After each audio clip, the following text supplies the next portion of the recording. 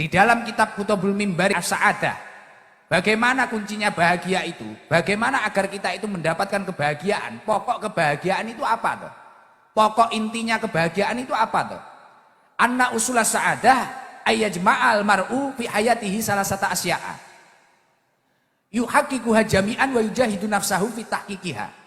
Pokok kebahagiaan adalah ketika seseorang itu dapat mengumpulkan 3 perkara, yang kemudian 3 perkara tersebut untuk melawan hawa nafsu dalam dirinya.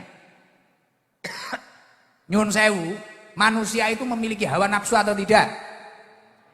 Kadang kita nafsunya menggebu-gebu terus mengejar dunia.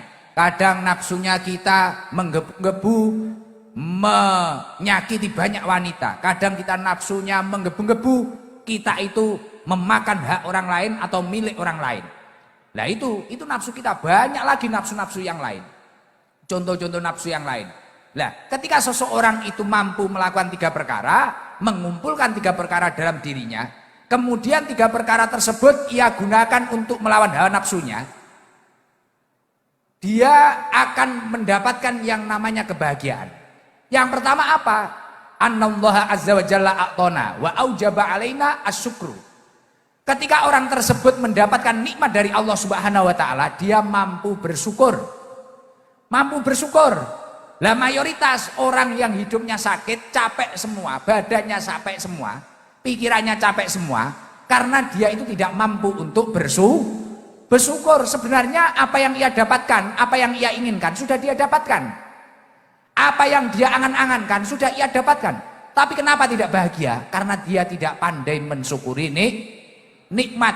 Orang kalau pandai-pandai mensyukuri nikmat, pasti secara otomatis dia akan tenang hidupnya.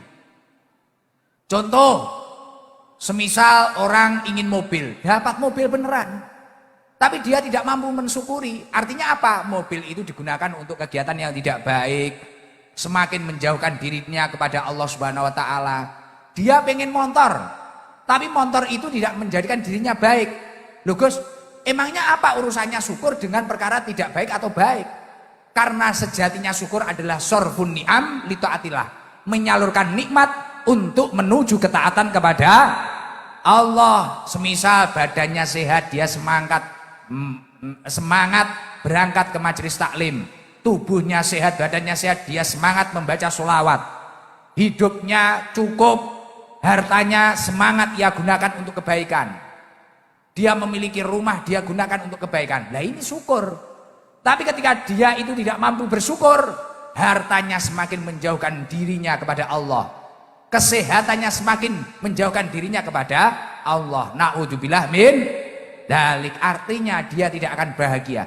Dan hidupnya hanya akan pusing karena angan-angan masa depannya. Karena apa? Hasil survei membuktikan banyaknya orang yang pusing, banyaknya orang yang arah hidupnya tidak jelas karena terlalu besar angan-angannya dan dipusingkan oleh angan-angan masa depannya. Padahal semua langkah kita sudah ditakdir oleh produser terbaik, yakni Allah Subhanahu wa taala.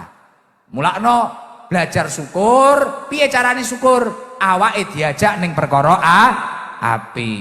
Yang nomor 2. Yang nomor 2 apa? Wabtalana wa aujaba alaina as-sabru tujahul balwa.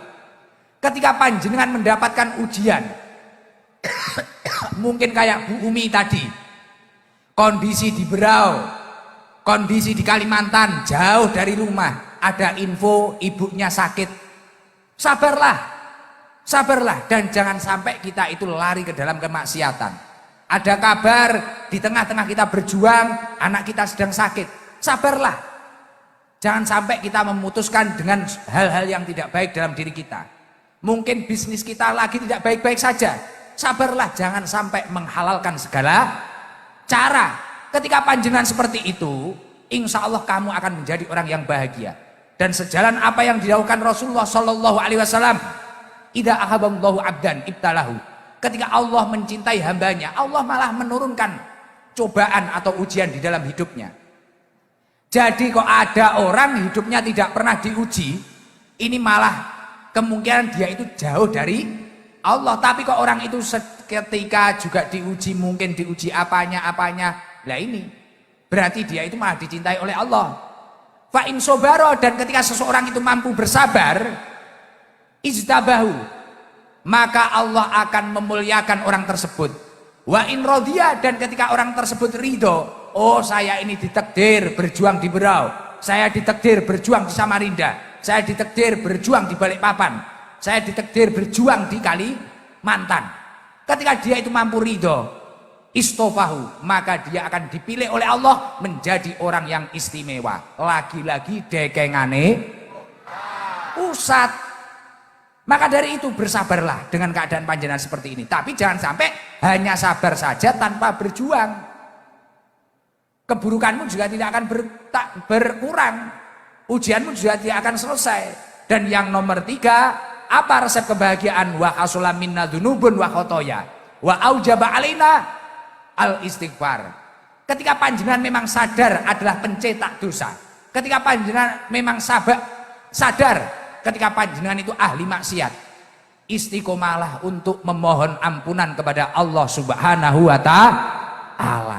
Insya Allah ketika panjenengan istiqomah memohon ampunan kepada Allah Subhanahu wa taala, Allah akan selalu memantau hidup panjenengan dan hidup panjenengan akan baik-baik saja.